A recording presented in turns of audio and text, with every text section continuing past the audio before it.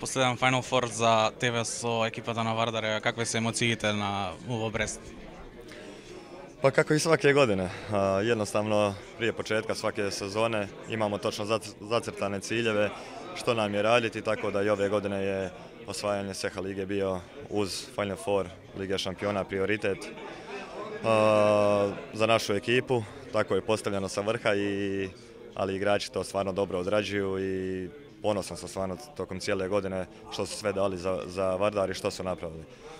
Meni je zadnja godina, da nakon 7 godina napuštam Vardar i SEHA ligu. Tu sam od prvih dana SEHA lige i sigurno da mi je puno pomogla u mom dokazivanju, u mom probijanju kroz rukomet. Tako da jako sam ponosan što sam bio član toga i ko zna, možda se nekad i vratim. Противник на Вардар, Мешков Брест, полуфинале.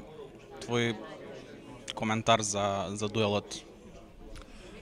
Pa sigurno jako dobra ekipa, respektabilna. Mislim da su namučili sve ekipe koje su igrali do sada u Ligi šampiona s nama u grupi. Znamo koliko su opasni, ne smijemo ih podcijeniti nijednog trenutka i to se sigurno neće desiti.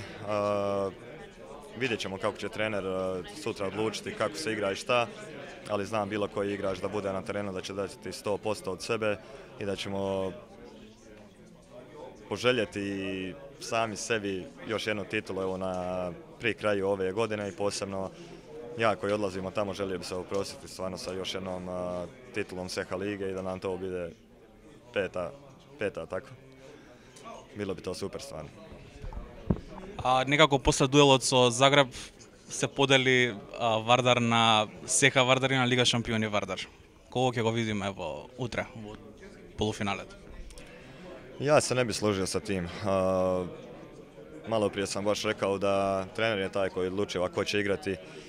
Nas jednostavno ima 20 u rosteru i ne može svaki igrač dobiti ni prevelike minutaže u glavnim utakmicama Lige šampiona.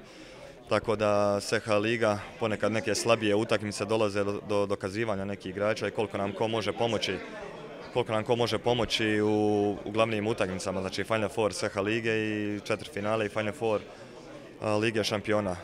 Nas je 20 i znači trener svakome mora dati šansu da se dokaže, da se pokaže, njegovo je koga će kad staviti i evo, jednostavno on bira, mi igramo i tako će uvijek biti.